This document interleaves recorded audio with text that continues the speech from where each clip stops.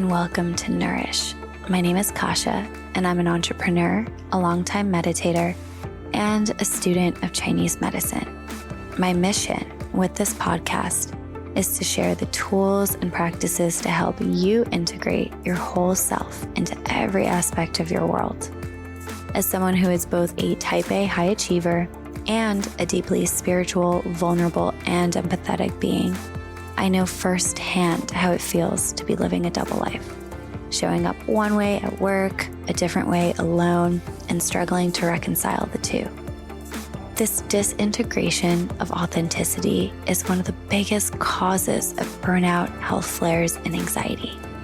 For me, understanding how the mind-body connection is crucial to health and success, cultivating a strong sense of inner self, and applying the healing philosophies of Chinese medicine and Zen Buddhism to my life has allowed me to lead from a completely heart-powered place, letting go of other people's judgments and finding peace in allowing my multidimensional being to shine.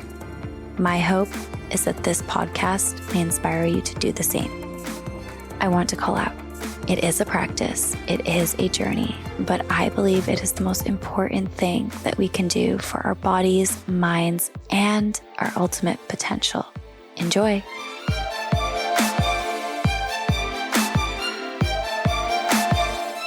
Hi, my friends. Welcome back to Nourish. I'm your host, Kasha, and today I have a very special guest for you, Tyler Beaty. Tyler is the CEO and co-founder of Sero Health, a modern telehealth platform that enables at-home treatment of PTSD, leveraging EMDR therapy and smart neurotech devices. I'm so excited about Sero's vision and mission because PTSD is such an important topic. I think that there is a misconception that PTSD affects just, say, war veterans or those who have suffered from very acute and violent traumas. But according to the National Center for PTSD, about 6 of every 10 men, and about 5 of every 10 women experience at least one trauma in their lives. Symptoms include anxiety, depression, OCD, and so much more.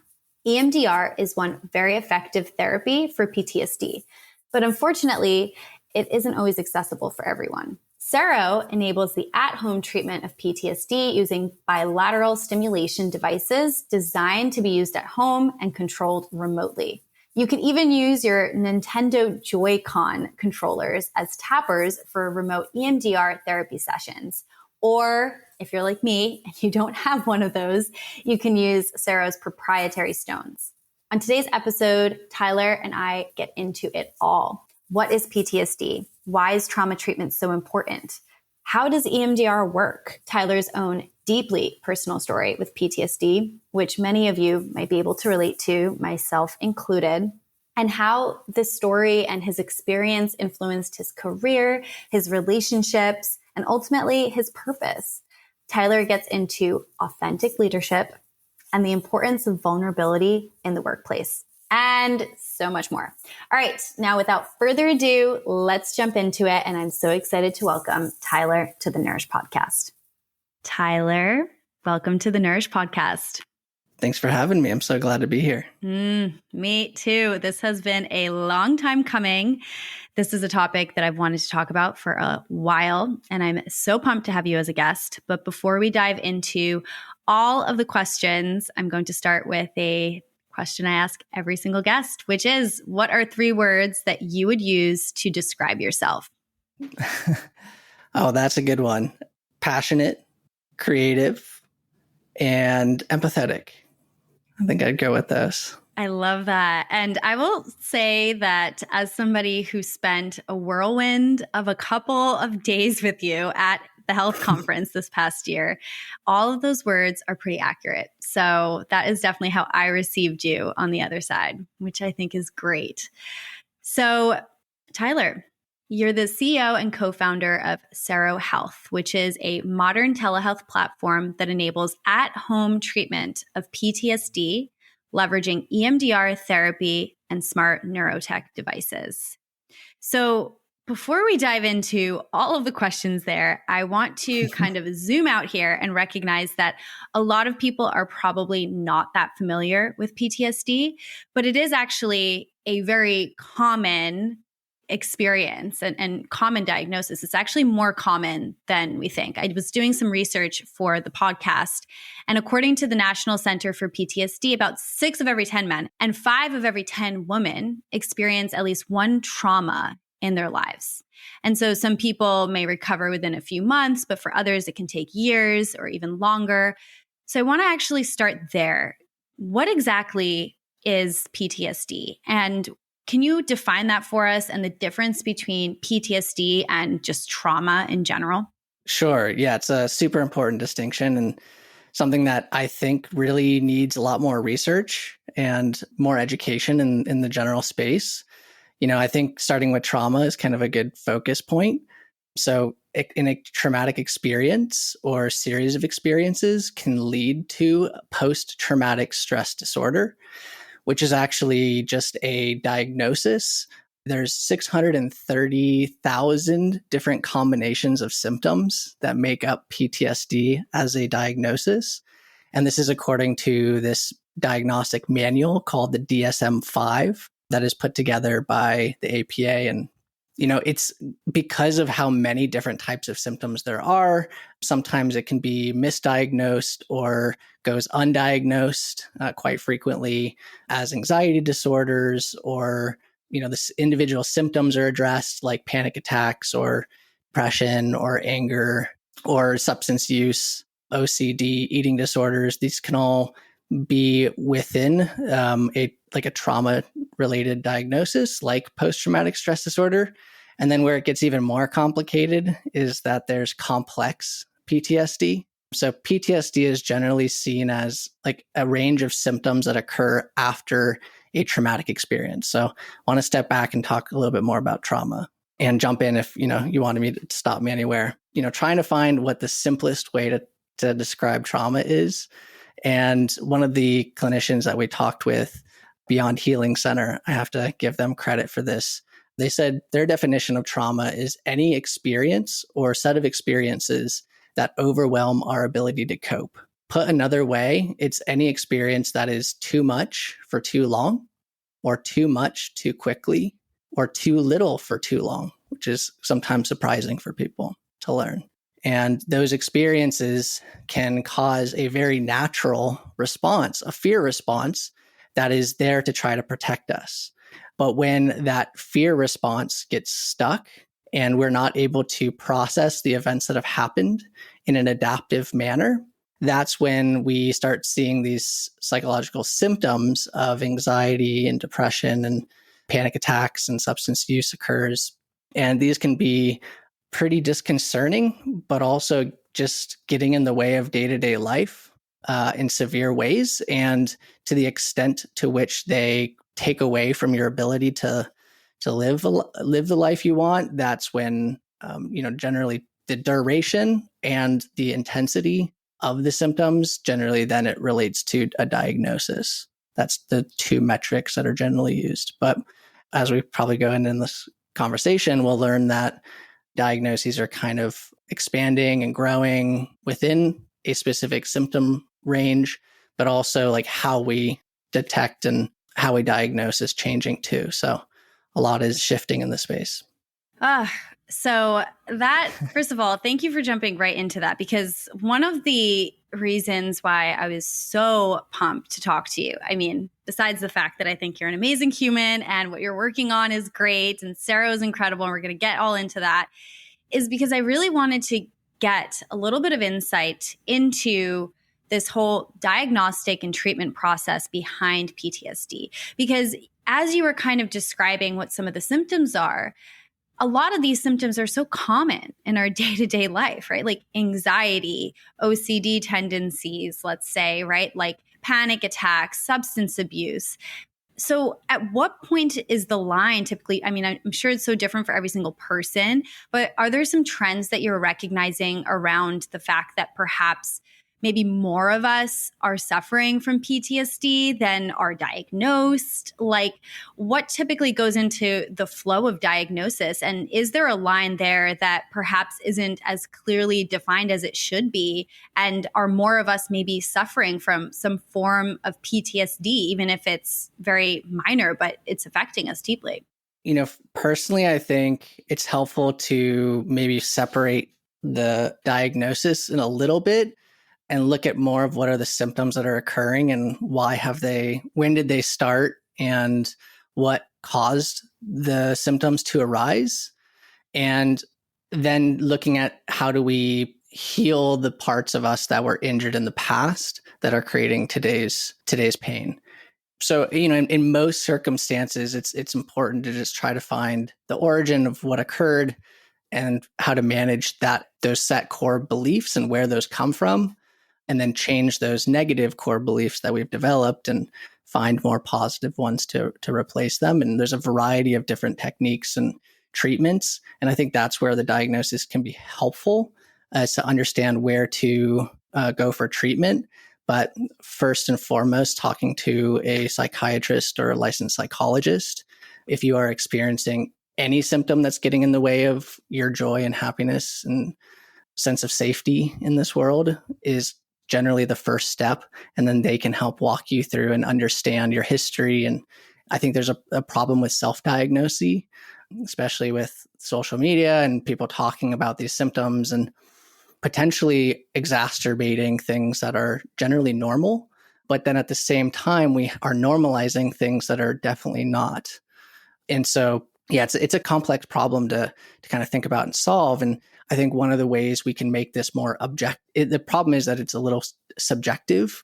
A lot of these things are based on how you feel. But if you yourself don't understand that, it takes another person who's trained to understand and see how you're reacting to certain stimuli and such, and to then be able to create a treatment plan for you. But as diagnostic tools get better, as brain scans become cheaper, more effective, or more accessible, then we can start to see the physiological changes that occur in the brain after traumatic incidences. And then we can start to potentially look at mental health challenges more like the physiological changes that they are, and start having more objective treatments and objective diagnoses. But I think we're still on the precipice of that. So in terms of, I guess, treatments, EMDR is one method of treatment. Is that correct? Yes. Yeah, there's quite a few different modalities that are used to treat PTSD with varying levels of success, adherence. So how often do people stay in sessions? And then what are the outcomes, results too? And can you tell us a bit, what exactly does EMDR stand for and what is unique about the treatment? Yes, most people think it's EDMR. It has nothing to do with pop music or dance music. It's that's what I thought I was going in for. Yeah, it's Surprise. not electronic dance movement rejuvenation. No, it's eye movement, desensitization, and reprocessing. So kind of breaking that down, eye movements, we'll skip over that for a second. And then it's desensitization. And what you're doing is trying to remove the emotional charge or the weight that a past memory has on your current state. And the reprocessing piece is how do you then shift that memory and you process that memory if you haven't processed it at all, or reprocess it if you had a negative belief about yourself develop because of that incident in the past that's no longer true today, right? So things that have happened in the past that are no longer true today. If they're still true today, then that fear is actually warranted. If you're still have a threat that's present, it's adaptive for you to have the anxiety or the fear, because that is trying to tell you that whatever you are doing or where you are currently is unsafe for you. And so determining how to remove yourself from that situation or whatnot is kind of a whole nother, discussion as well. And so what component does do the eyes have in this whole process? Yeah, so this therapy was developed or discovered officially in 1987 by Francine Shapiro. And what she realized when she was out on walks with her patients, they were able to process the terminal diagnosis that they had gotten.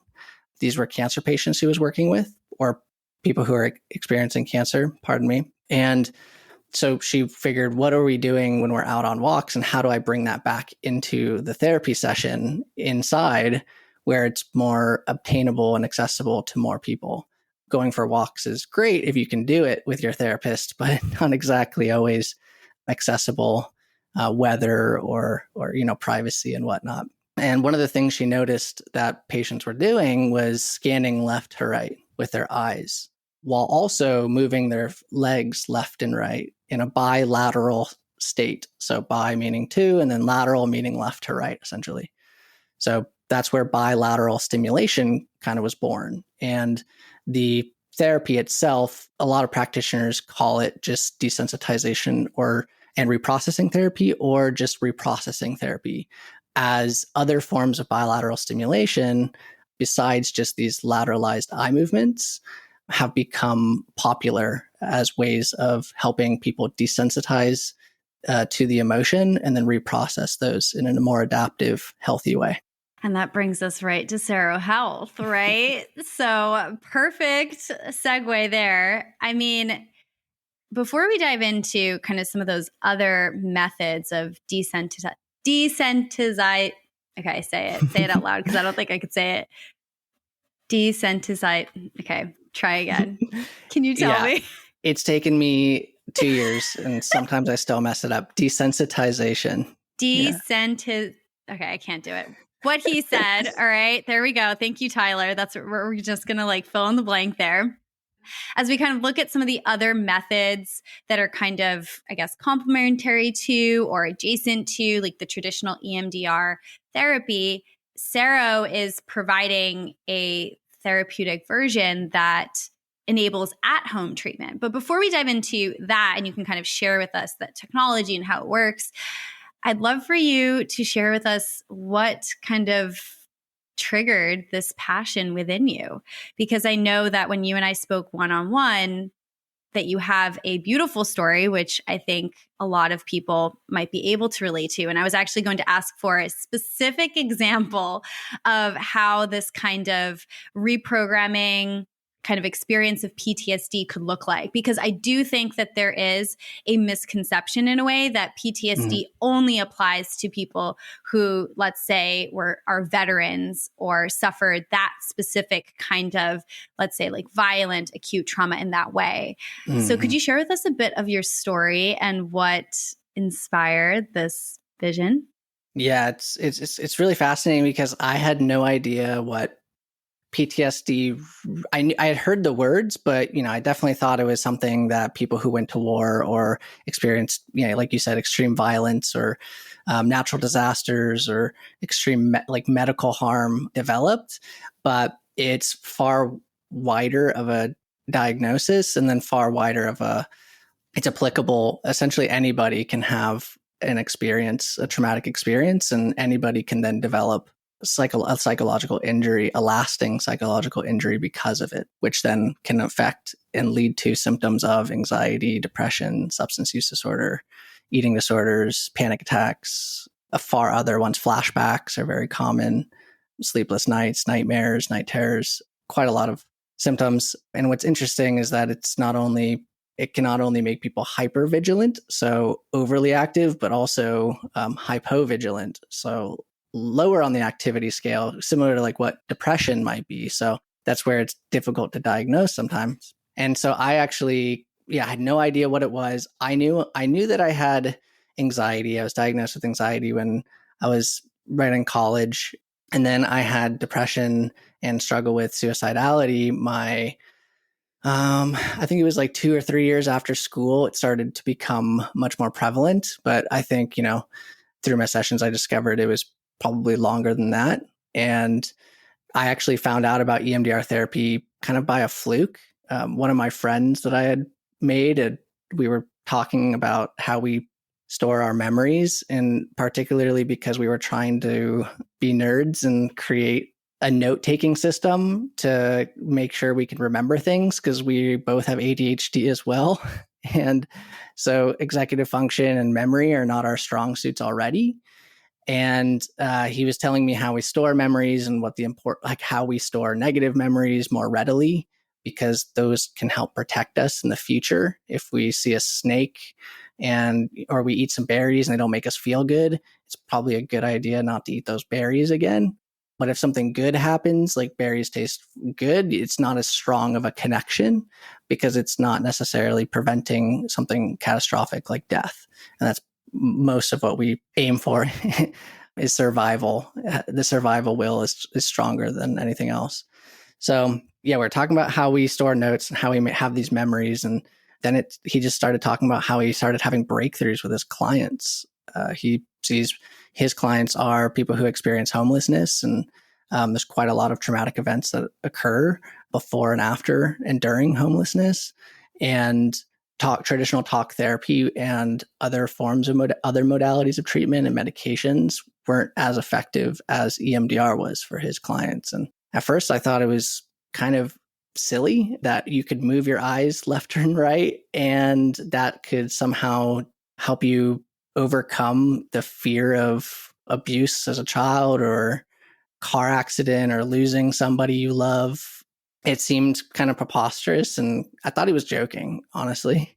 And it wasn't until like we had spent more time talking about it. He had showed me the devices. I had watched some videos from people who had survived trauma, like intense traumas, and recovered with EMDR, that I decided like, hey, maybe I should look into this, knowing that like my childhood was filled with bullying and a feeling of lack of safety. And a lot of the symptoms matched up for PTSD, but they were also very similar to ADHD. And then I went down the whole rabbit hole of how ADHD and PTSD might be related, and how symptoms can be worsened by trauma and repeated exposure to events that kind of confirm your belief. And for me, it was, I'm not productive, I'm not lovable, I'm not as focused as everybody else, I can't stay focused, and therefore I might be broken. And that just repeated itself. And it became extra apparent when I was running a design agency and I had, 12 projects going on at once. And we were working with, Series A high growth startups in the tech space. And so every little detail mattered a ton. That's when it became like apparent that I needed care, and just, time worked out. And then I had my first sessions, and it was quite the experience.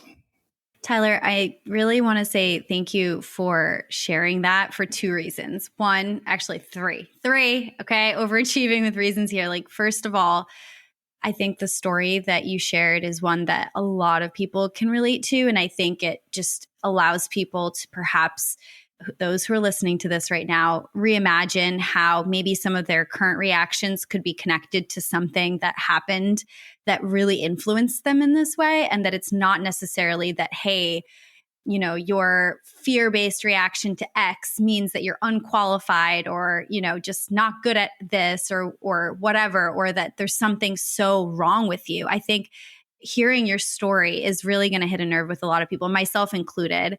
And then the fact that you're a guy sharing this, I think is huge, because as a girl, I can speak to the fact, as somebody who identifies as a female, I can speak to the fact that Mean Girls came out as a movie. Like, that was actually filmed at my school, not like based on my school. Yeah, it was actually like that, my high school. But not enough people talk about the influence that relationships that we can have as children can impact boys as well. And I think it's just so huge that you call that out. And then now that you're sitting here as the co-founder of a company that's working to make a difference in that space, it's just such a full circle moment. So thank you. And that was two, but two reasons to thank you for that. Yeah, I mean, I think after going through everything, it only makes sense to try to help others. It feels wrong to not make it my life's mission to help people free themselves from this constant fear. I thought it was so normal, and it was anything but.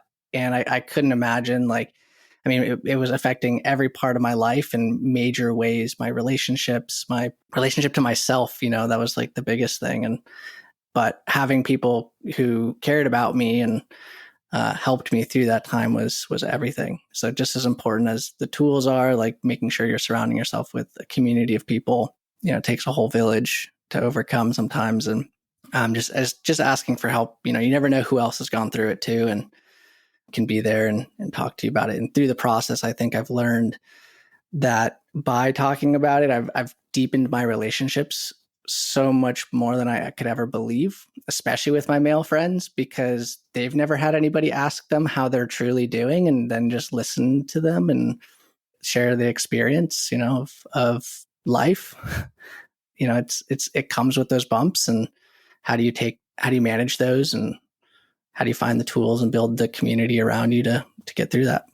Absolutely. It's the power of vulnerability right there. And it seems to me, based on what you're saying, you can tell me if this is true or not, but going through it not only enables you to, or have gone through it, and then now kind of being on this other side, or we're always going through our stuff. So maybe it's just a journey, but it allows you to create something for others, but also relate to people in a deeply healing way, which a lot of folks unfortunately don't always receive from the people around them. That deep empathy that comes from really understanding what it's like to be hurt or traumatized in a particular way. Yeah. And sometimes just people don't have the space. They're still going through their journey, and they might be a few steps behind, and so it's kind of our job to look at where we are and figure out when our cup's full enough to help others fill theirs.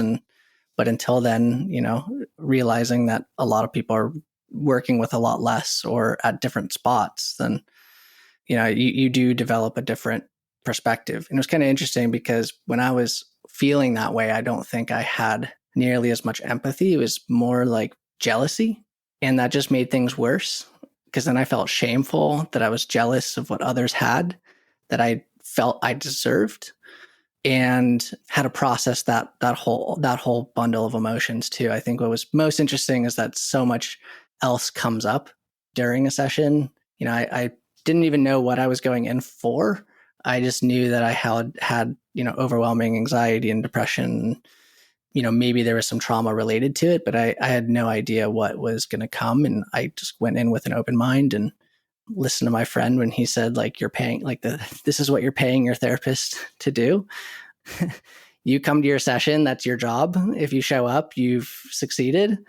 That's 99% of it, and then just sticking through it and going through everything. And I would say, I'm definitely still on my journey and still in sessions regularly, approaching and discovering new parts of me that have been locked away and that I haven't kind of tried to explore because they've been too painful. And so, yeah, still learning, still growing. I think the second I stop doing that will be kind of a sad day. Maybe it'll never happen, so we don't have to go there. Yeah. Okay, so question for you. You were going through a lot of different symptoms you mentioned while you were running your creative agency. Mm-hmm. Can you share for folks, what were some of the symptoms? Was it anxiety, depression? What were some of the things that were coming up, just so people can relate if this is resonating? Overwhelm is a good kind of overarching feeling, but then complete shutdown at other times. So numb to things, like emotions would be stunted or on overdrive. And it was very difficult to manage those. And I felt like I was always reacting to things rather than having the space to respond. And so I was being pulled in different directions rather than leading myself. And I think that was when I first started noticing, when projects were dropping, deadlines were passing, people would be upset with something, and it would just affect me for days. Sometimes I wouldn't be able to get out of bed, and it would really sting, that disapproval. And, it all stems back to my childhood and expectations and not meeting expectations, even for myself. That's when it became the worst, when I knew I had the ability to do it, but the capability was there, but the ability was not, I guess you could say. So I can relate to this so deeply. I have so many friends. So, you're running a company now. You're the co-founder here. Mm-hmm. And I'm curious, do you still run into these emotions? All the time. So is it possible to be okay, so it's they're not going to go away. Tell me, what has changed then? What has changed? I just have space from them, and not all the time, right? Like sometimes things compound and then they become overwhelming, and it's just like they overwhelm my ability to cope. But I've developed new coping mechanisms. I've understood like what are my dirty motivators, and I've been able to explore how to identify what I'm feeling a little bit more without judging it. And that's also been through like meditation, through breath work, through journaling, through yoga, exercise, through cleaning, like just the act of like putting things away and feeling organized. These are all different mindfulness activities that I've kind of learned along the way that I can use as a menu of options when I'm feeling a certain way that is not conducive to what I want to do. And most of the time when I'm feeling anxious or overwhelmed or kind of like all over the place, my mind is full and I can't stop thinking. The easiest thing is to just focus on my breath, or to go for a walk, or to switch my environment or my physical state. And that's something that I learned through EMDR. It's like, how do you get back into your body and out of your mind in a good way? That's so powerful, because I think that a lot of the emotions that you're talking about, these are such human emotions that we're experiencing today. And to feel like you have a coping mechanism, or it sounds like many, and how EMDR was able to help you recognize the loop that it sounds like, the journey that you were going on with those emotions, to then create that space and bring in some of these other tools. That just feels so freeing, so freeing. So you talked about the term dirty motivators. What is that? What is a dirty motivator? Call it out for us here. Yeah. I don't know. I don't have a good definition here. For you, I guess it could be personal, right? Yeah. For me, it's just like those, these are like more technical terms, but like maladaptive. So just not helpful. The like activities that are not helpful, but though they like seem like they are. And for me with ADHD, dopamine is something that I seek. And there's a lot of dopamine fulfilling like activities that just end up draining you of dopamine because you're not actually going forward towards the goals that you have. And these are like social media, like any kind of thing where you're just consuming with no production. So any kind of social media, essentially video games, food, pornography, just consuming TV, anything that's like super passive, yet like activating. Shopping is a big one for me. Retail therapy, even just waiting, just once you purchase, then you have to wait, then you get to wait for it, then you get the notifications, and it can be stimulating, but not in like a replenishing way, but actually in a net negative way. So you actually overextend yourself and you then end up depleted. This is how like most addictions work as well with a substance. It's just you're using, digital or other forms of manipulating your dopamine. It's all consumption. It's all consumption in some way, right? Mm-hmm. Yeah. And like learning is good, right? So don't want to get those mixed up. Like it's still good to consume things, but as long as you then have an outlet to express what you've learned, that's where you then start to feel more of the internal motivation once you see those results. But I mean, it depends on how you've grown up and what you were taught when you were younger. But the thing that's helped most is just figuring out what is my dopa menu and what are the like entrees that are healthy for me to do, like, playing guitar or skateboarding or designing, and then my kind of like desserts, which I could still have once in a while, or like video games and like researching tech videos and watches. And I have quite a lot of hobbies.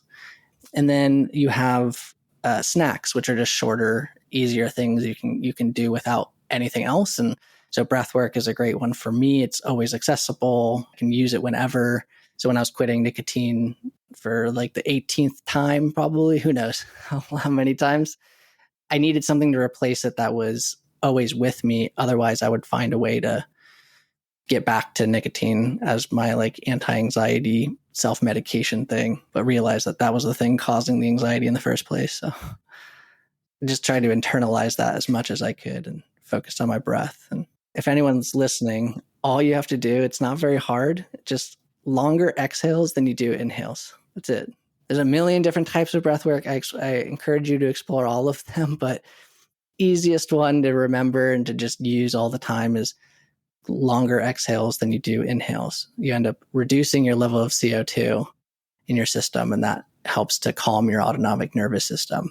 And then there's also the sympathetic sigh, which is the next level up, if you want to research that. I will hyperlink those below. Thank you for that. That's such a good tidbit for folks. And I love that framework of really bucketing the things that give you that spike of dopamine. And I also love calling out just being observant of your ratio of like consumption to creation, because something like learning, you're actually processing the material. Maybe you choose to do something with it. There is an element of like productivity, but like the online shopping for purposes of numbing or porn or alcohol or whatever it is, when it gets to the point where it's, I guess you're trying to resist certain emotions, that's where it can start to be a little bit iffy, which I love that you call that out. So I want to ask you a kind of out there question, because you lead a team, you lead a company. Okay, let's just be real here. And I'm curious to dig into your perspective of authenticity as a leader, because there's this, and maybe it's a false narrative, but there's a very common narrative. You see the Elon Musks of the world, like the Steve Jobses of the world, like the people that we talk about in terms of, creating these businesses and whatnot. And there's, I think, a very clear, I don't know if I want to call it stigma, but there's like a perception of this is how a CEO acts is. And then here you're on here being vulnerable, which I think is absolutely amazing. And I'm curious if, any of these experiences have shifted the way that you lead, and has it changed how you lead? And have you noticed any sort of ripple down effects from that? Because I think it's really important to highlight the leaders like the CEOs of Patagonia, right? Or like the Michael Singers of the world that are choosing to lead from a very different, authentic, passion-driven place, which I can see is where you're coming from. So I'm curious if there's been a shift there, or what are some of the observations you've made? Sure. Yeah, absolutely. I think through my own personal development, I've realized that I can be a better listener, and 90% of the job of a leader is just to listen to what's blocking the people that work with you and trusting them to do the job that they were hired to do, and getting out of their way is pretty much the job. And just understanding that all of their actions aren't necessarily a reflection of who they are always. It's just who they were then. And it could be because of external circumstances that you have no idea about. And so having just super candid, open dialogue about what's going on in my life and, how I work and what works for me and what doesn't. We started very early on talking about this. As a mental health company, you kind of talk about why you got into this space is the first question. And then everyone generally shares their stories about what happened that shifted their, perspective on care, self-care. But in other industries where it's not necessarily as prevalent, I think the first thing is just to be confident in where you are at and figuring out what you need to succeed, and then embracing, you first have to kind of be okay talking to yourself about it. And again, this can come with talking with a therapist first and understanding what the emotions, thoughts, and feelings are, and being able to label them and understand where they're coming from. And then you can start seeing that in others and how it manifests for them, and just asking them if anything else is going on in their life is hard. It's a difficult one. I don't know if I've done too much research or studying into how this affects organizations, because there's also a train of thought, that we're very heavily geared towards not bringing personal life into the workplace. But at the same time, organizations are just organic groupings of humans doing something together. So like you got to kind of take the people's personality and experiences into account, if you want the whole organism to work well, just like you would, focus on each part of your body if you want your whole body to work well. Yeah, I think there's a lot to kind of learn here. Sociology is a whole nother field. I love that. I wanted your personal perspective, because I do think it's authenticity is a powerful tool. And I read this quote once, which is like, what you can't own owns you. And, that sounds a little bit like dominating or, all powerful, but it's just about being really honest with yourself. And if you can be honest with yourself, you can show up honestly and like accepting of who you are out in front of other people, which, in my experience brings on a level of confidence that is, you really can't, there are a few things that can rock that. Like when you really do get yourself, and then there's a level of acceptance that you can show up that way with others, which I think is just so powerful, because there is a core human need for connection. So I think authentically showing up who you are, you don't have to disclose, your bowel movement that morning, right? But like authentically showing up who you are in the workplace enables other people to, I think, trust you more, and it has a powerful ripple effect. I mean, I don't know, I haven't interviewed people at Sero other than you, but I'm sure you're having an impact. That's what I feel, at least. There's that. Yeah, and I learn a ton from my team too. They bring a lot to the table on this very topic of how to lead. I mean, they've led teams in their past. My co-founder Kieran has taught me a ton about management. As someone with ADHD, that's like definitely one of my weakest spots, is time management and organization. And we play off each other's strengths and weaknesses very well. And then we also are able to like learn from each other. And I think that's, a wonderful experience to be able to have, and super lucky and thankful to have that type of a partner. And I think if you're working with people day in and day out, you you do have to build that trust. And part of that trust is being vulnerable and sharing things that, and then as the other person, like you have to also understand like how to make sure that the other person is not feeling shame for disclosing that. So regardless of how you may feel about what they disclosed, the appropriate thing is almost always not to react in a negative way, because that's just not helpful at all. 100%. Nobody's taught to do this. So nobody's taught how to feel, or how to breathe, or how to think, or how to sit still, or they're told to do it, but they're not taught to do it. And I think there's a very big difference. And I think that's like a lot of the disconnect and a lot of the anxiety that a lot of these symptoms occur just because we're not in touch with our feelings and our emotions and our identity. And that's something that, I personally kind of am on a journey for, is like discovering meaning and purpose and what drives me underneath the surface level, and what I think other people perceive me as. But it's a long journey, and, trauma gets in the way of that. And before you can do anything else, you need to address the wound that is then causing the rest of the pain. I kind of want to go into the kind of some of the workings of EMDR too. Do it, please. Okay. So like what happens when you experience a traumatic event is that the part of your brain, your alarm system, it's called the amygdala. There's other parts of the brain that are active too, but we see a very big spike in the activity of the amygdala when somebody is in a fear state. So, and a good example of this is back in the day is when we'd see a saber-toothed tiger in the brush, our amygdala would turn on, which means that our survival mode is essentially turned on, our fight, flight, or freeze response. And so we need to determine what is the appropriate response to this experience or this external stimuli that is going to keep me alive, first and foremost.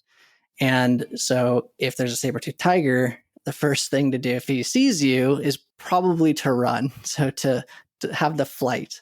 But if he doesn't see you, maybe freeze is like the more appropriate response.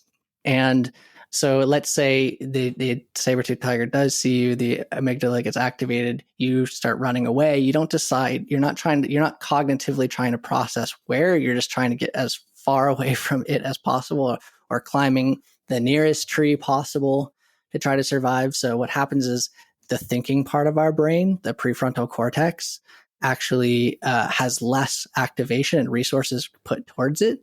So we're not actually able to cognitively process very well. And that's on purpose.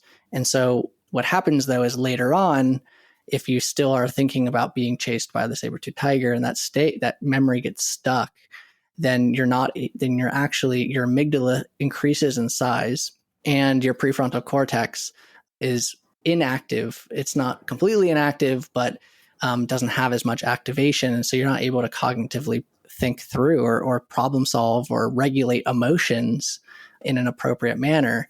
And so you have a very real physiological change in the brain that needs to be addressed before you can even start to regulate your emotions. We were talking about like coping is a tool, but if you can't even process or logically think about solving the problem, then a cognitive behavioral therapy, it becomes very difficult to work through, to think your way out of it, because your thinking brain is essentially hijacked by that fight or flight system. And so that's how, and then EMDR is essentially decreasing that activation of the fight or flight response and engaging that prefrontal cortex. And the working memory theory is the leading hypothesis for how this works. But put simply, it's essentially a distraction.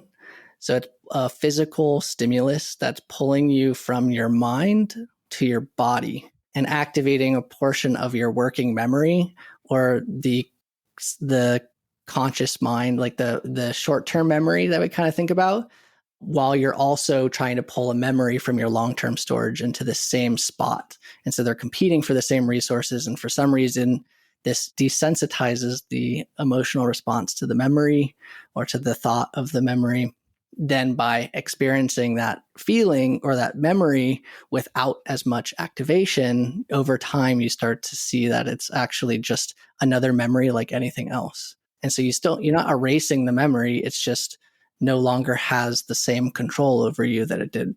So it's just like it was like breakfast this morning is the same kind of a memory as, getting bullied when I was 11 and having my skates stolen. It has the same amount of activation for me after going through, the desensitization piece and then reprocessing that emotion, that memory in a more adaptive way. And that's what you work with the therapist to do, is understand the situation in a new way. And by removing that fear, you essentially get to pull yourself out of your body in your memory and see the incident or the traumatic event or experience for what it was more objectively. And so it's like, well, this wasn't my fault that this person was bullying me. Like, who knows what was happening in their world and what led them to do that. But I was not encouraging that, or it was not my fault. And so removing that blame, lifted a veil of shame and guilt around that. And then layer by layer, you start peeling away at it and you get to the core of it. And it's like, then it no longer has that control over you. Wow. That allows for so much freedom to be able to take a memory that is triggering and probably gets re-triggered with similar scenarios where you anticipate perhaps having the same sort of experience that you had as a child, to then remove that charge. It sounds like you're kind of reprogramming that emotional reaction with the therapy. Is that what is happening, so to speak, in the brain when you're going through that treatment? Yeah, you're essentially putting a fresh coat of snow down. And now you don't have these deep-rooted paths that you automatically take when something happens. Neuroplasticity. You're essentially stimulating new neural pathways and rather than the ones that you've already taken. And, we're creatures of habit. We like things to be very similar to what they have been in the past because it doesn't take up any more energy. And energy is the currency of that we kind of play with day to day.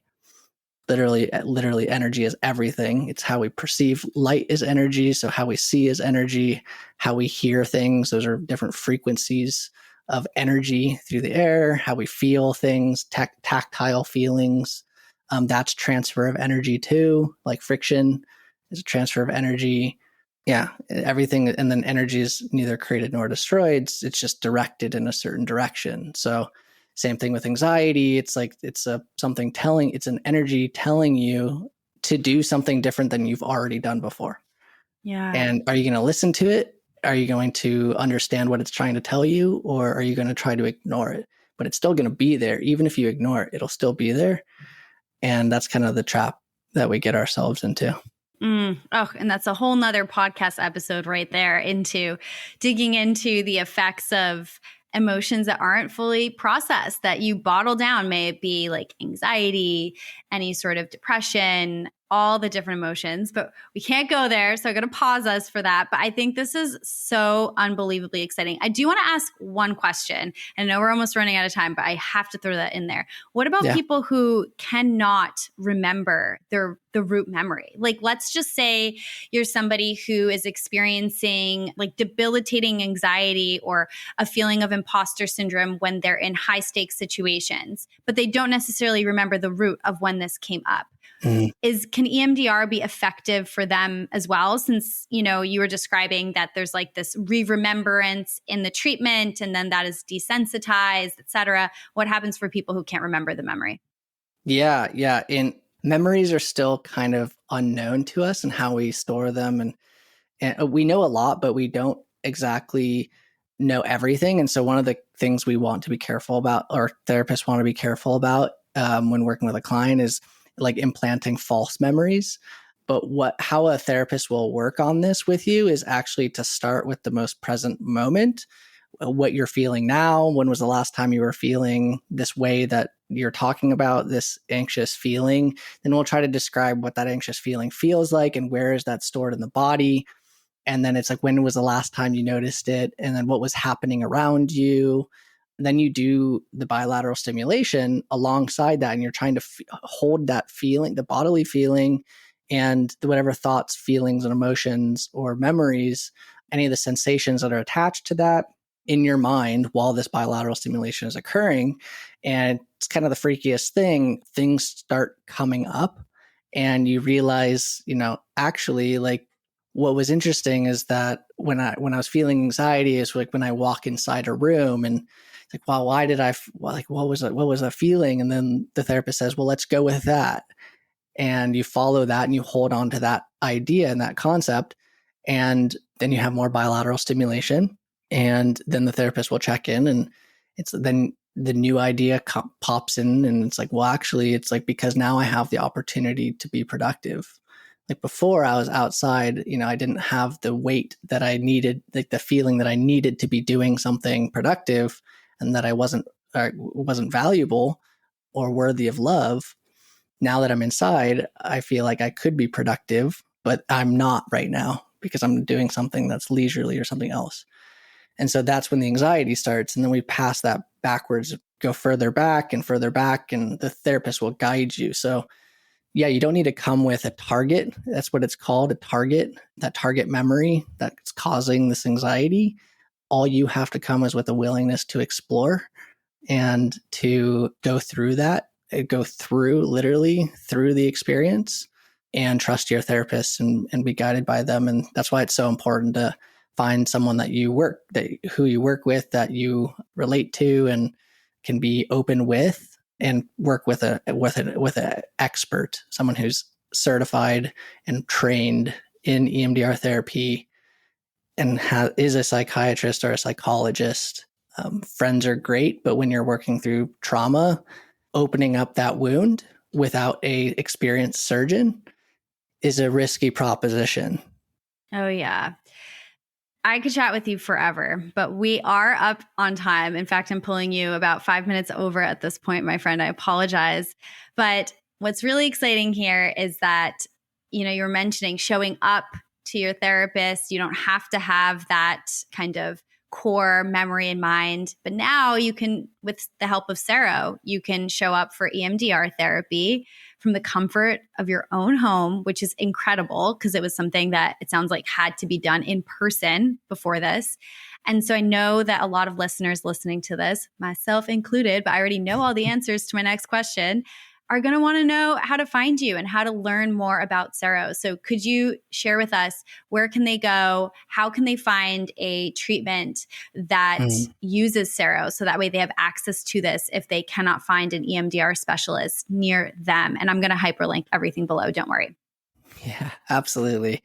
Yeah, the first thing, if you want to learn more about EMDR therapy, the number one resource is EMDRIA, EMDRIA.org. That's the main organization, the nonprofit that manages this modality of treatment. They also have a vast list of clinicians who are trained that you can search through. There's just a Find My Therapist button there. And if you want to find a therapist who works remotely, a lot of them do. A lot of them don't necessarily use the same devices that they would use in person remotely. So if you do want to use that with them, you can actually have any therapist use our programs for free with Nintendo Joy-Cons. It'll make more sense if later on, once you check out our website or you are in sessions, but it essentially allows you to do bilateral stimulation from home without purchasing any devices. Or if you want to, and that's Sero.health. That's the website to go to sign up for that beta. And you can have the therapist sign up as well, and they can control your Nintendo Joy-Con game controllers remotely for free. And if you want to purchase Sero Stones, which are purpose-built devices for EMDR therapy, then you can go to hellosero.com. And I'm sure as we expand, we'll have more resources for learning about EMDR therapy, stories of people who've been through it, and how to find a clinician who's well-trained and uses our devices. But that is all to come. I love it. I also love the little easy Nintendo option for those of you out there. That's not me, but that and the stones. So 2 options. That's fantastic. Tyler, thank you so much for joining me today. It was such a pleasure. And thank you everybody for tuning in, and we shall see you next time. Bye. Thank you for having me. Thank you so much for tuning into this episode of Nourish. If you enjoyed this conversation, please leave a review. 5-star reviews help the podcast grow, and I'm so grateful for that. I publish new episodes twice a month, so hit the subscribe button to be notified. And if you want to stay connected in between episodes, join my community on Instagram and TikTok at nourish_podcast. All right, that's all I got for you today. See you next time.